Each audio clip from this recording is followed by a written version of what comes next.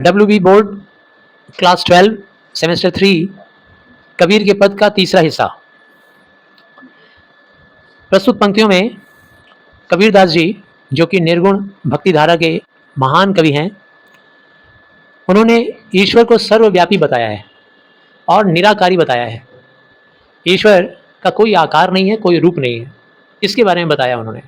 ना जाने साहब कैसा है, यहाँ साहब किसको बोला गया है भाई? भगवान को बोला गया है, ईश्वर को, अल्लाह को, आप जो कह लो।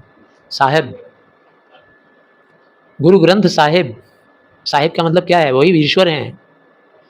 न जाने साहिब कैसा है, कोई नहीं जानता है ईश्वर कैसा है। मुल्ला होकर बांग जो देवे, क्या तेरा साहब बहरा है?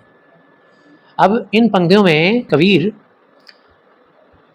जो अंधभक्त हैं, जो ईश्वर की भक्ति में ऐसे ऐसे अंधविश्वास को अपनाते हैं, उनकी बुराई करते हुए, उनकी टांग खिंचाई करते हुए समाज को परिष्कृत करने के लिए और समाज के लोगों को इस दर्जे पर लाने का प्रयत्न कर रहे हैं जहाँ से वो अलौकिकता को, ईश्वर को, ब्रह्म को एक नए दृष्टि से देखे।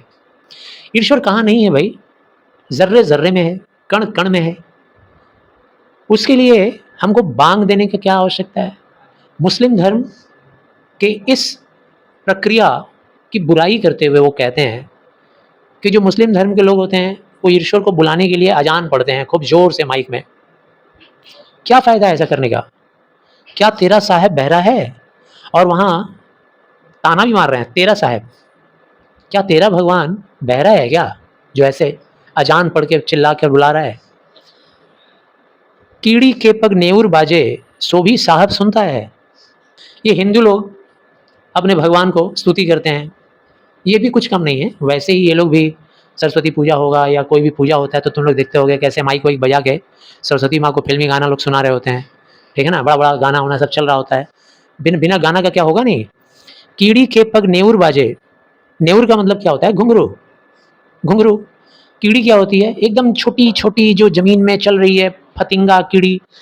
इमेजिन करो तुम कि इतनी छोटी कीड़ी के पैर में अगर हम छोटी सी घुंघरू बांध दें तो कैसा आवाज़ करेगा? जो भी आवाज़ करेगा भाई हम तुम तो सुन नहीं पाएंगे। लेकिन ईश्वर ऐसा होता है जो उस आवाज़ को भी सुन लेता है। कीड़ी के पग नेउर बाजे, सो भी साहब सुनता है। साहब का इतना शक्ति है, भगवान की इतनी महिमा है, इतनी शक्ति है कि तुम कुछ नहीं बोलोगे ना, तुम अपने अंतर आत्मा में बुदबुदाओगे, ऐसे ही स्लो में विस्परिंग करोगे, उनको याद करोगे, वो भी ईश्वर सुनते हैं।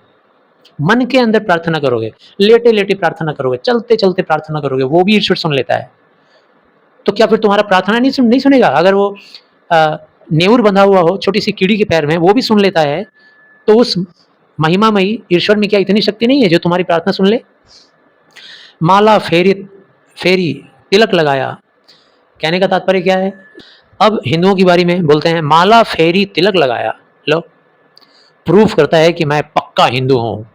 इतना बड़ा तिलक लगा लेता है, कंठी वंठी पहन लेता है, माला, रुद्राक्ष का माला, मैं तो शिव भोले शंभू का भक्त हूँ। और माला फेरता रहता है, रास्ता में चलता है ना, बस में भी देखोगे कई लोग तुमको मिल जाएंगे। तुम बिना टीका के भी हिंदू बन सकते हो, बिना माला पहने भी हिंदू हो सकते हो, बिना रुद्राक्ष पहने, और बिना कंठी फेरे हुए भी तुम हिंदू बन सकते हो। माला फेरी तिलक लगाया, लंबा जटा बढ़ाता है। हिंदू का एक और कोड है धर्म का, लंबा जटा। अपनी जटा भी बड़ा सा बढ़ा लेता है, बड़ी सी टिक्की रख लेता है, टिक्की बांध के, चंदन वंदन लगा के। अंतर तेरे कुफर कटारी, कुफर कटारी बोलते हैं अविश्वास की कटारी, धोखे की कटारी। अंदर तो धोखा भरा हुआ है, चाहे तुम हिंदू हो चाहे तुम मुस्लिम हो। अगर तुम्हारे अंदर धोखा भरा हुआ है तो तुम चाहे बांग देकर बुलाओ, चाहे तुम तिलक और माला फेर कर बुलाओ, तिलक पहन कर बुलाओ, भगवान ना हिंदुओं की सुनेगा और ना अल्लाह उस मुस्लिम की सुनेगा। कोई फ़ायदा नहीं है। यूँ नहीं साहब मिलता है, और ऐसा कोई भी उपाय करके साहब नहीं मिलने वाला है। तो ये हो गया तीसरा पद। आशा करते हैं सभी को समझ में आया। धन्यवाद।